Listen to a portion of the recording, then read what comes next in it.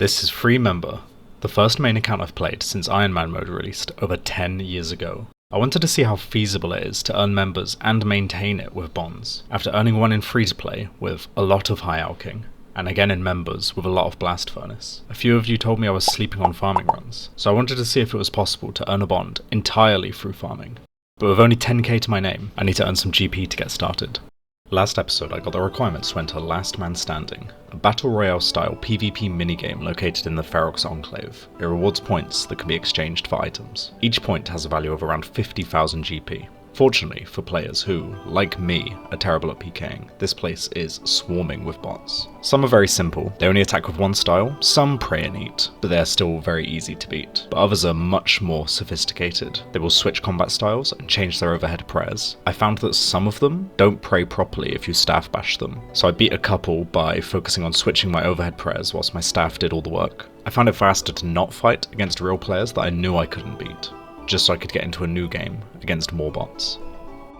So after only 40 minutes of PKing bots, I had 16 points, which was enough for an ornate maul handle, and I spent the extra point on a looting bag note. These both sold for around 800k, which was plenty of starter cash to do a few quests for farming XP and pay for our first herb run. There we go, Garden of Death. So what level does this give us? 30 farming. Okay, so we can do another quest now, I think. So that is Enlightened Journey. And the 3k farming XP, does it get me to 32? It does.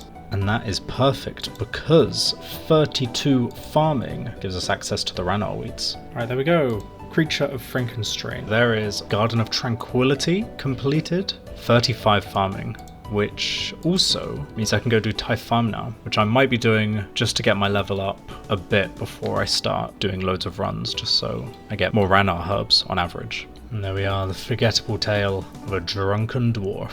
37 farming? Okay, so I'm just going to do enough Tithe Farm to get myself the auto weed reward, because there is nothing more annoying than once you pick the herbs and before you plant the seed, the weeds grow back and you don't have a rake on you. And we'll also get some good farming XP alongside it, so definitely worth doing. I just did a full loop and realised I don't have a spade. There's a spade right here, but I can't take them. There's not one in my tool leprechaun either. That's so sad. Right, here it is, 100 Golovanova fruits. See how much XP we get. 9k? Got to level 40. We still need 15 more points. I guess I'm gonna have to do another round of that, aren't I? And 9k farming. So 70 points, 42 farming. That's enough for auto weed, and we are done with Tithe Farm. And there's auto weed. So we're all set up to do farm runs. I'll show you the patches, the requirements, and the inventory setup you should use. So there are 10 herb patches throughout the game, 5 of them having low to no requirements, and the other 5 having slightly higher requirements. So the first patch is the Falador patch. The closest teleport is the Explorer's Ring, but daily teleports are limited until the Elite Lumbridge Diary has been completed. It has quite high requirements, so I opt to use the Amulet of Glory teleport from the jewelry box in player-owned houses. You could also use a Ring of the Elements teleport and teleport to the Air Altar. So next up is the Mauritania patch. The best teleport for this is the Ectophile, and you get this for completing Ghosts Ahoy. The Catherpy patch. The best teleport is the Catherpy teleport on the Lunar Spellbook. As this requires Lunar Diplomacy, I use the Camelot teleport and just run east. The Ardoin farm patch has a very close teleport if you complete the RD achievement diary, but like the Falador patch, this is limited until you complete the Elite diary, which also has very high requirements. So I opt for a combat bracelet teleport to the ranging guild and then just running south.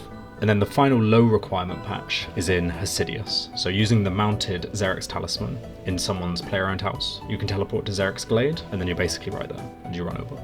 I only used these 5 patches during the 2 weeks of membership from my previous bond.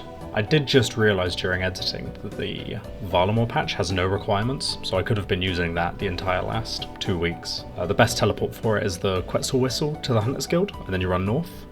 Or you can use a Fortis teleport, and then use the Quetzal to go to the Hunter Guild, and then run north. There are 4 more patches. that have higher requirements. So those are the Farming Guild, which requires 65 farming, the Troll Stronghold patch, which requires completing My Arm's Big Adventure, the Weiss patch, which requires making friends with My Arm, and then finally there is a patch on Harmony Island that requires completing the Elite Mauritania Diary.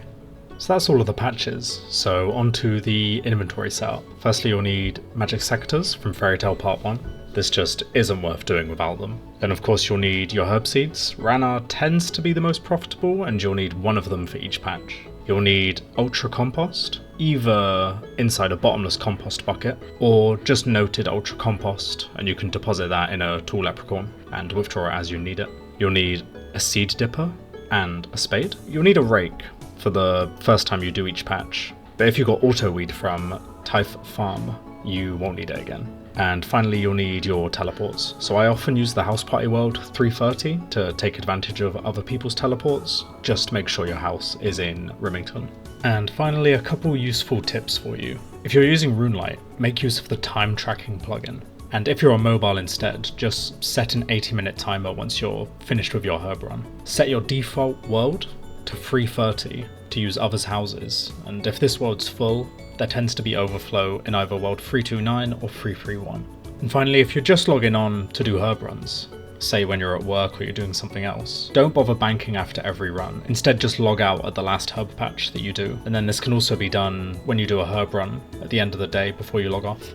We're RuneScape players, so we love numbers, right? Let's say a Rana seed is about 30,000 GP, and the Ultra Compost and the teleports that we use for each patch is around 1k, so each patch is costing us 31k. As the average yield per seed is 8 herbs, this means you'll be profiting around 29k per seed, with bond prices being around 14 mil. You'll need to plant a total of 483 Rana seeds to earn a bond, which, doing this over the 6 easy patches, is 81 herb runs. Might sound like a lot, but over the 14 days, that's only 6 herb runs a day. And for something that is so low effort, like it takes 5 minutes every 80 minutes to do a herb run, it just prints bonds.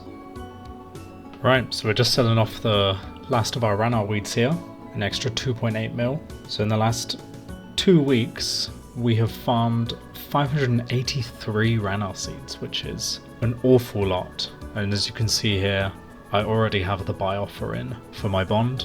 Like I've said, I think in both of the last episodes, you always want to make sure that you're slow buying the bond. Like if you just put in enough money to insta-buy it, you're getting ripped off. Just put in a nice low offer, let it buy overnight. You're not in a rush for your membership. There it is. The old school bond has bought. Only paid just over 13 mil for it, which is pretty good. But there we go. We have maintained our membership through only doing farm runs with an extra 3 mil on top. It just snowballs from here now. It's just easier and easier to maintain members, and especially when I'm actually playing the game. Because other than doing farm runs, I've just spent the last 2 weeks AFKing on this account.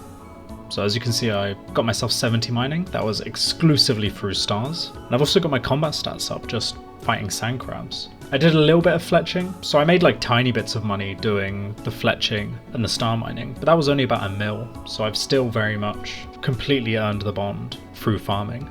I'm just so impressed by how good of a moneymaker this was. Just want to say thank you all so much for the support on these last 2 videos. Like I really do appreciate it. If there's anything specific you want to see, please let me know. I'd be happy to give some stuff a go if it sounds fun. But I think other than that, that is everything for this video. Do your herb runs, guys. Take care.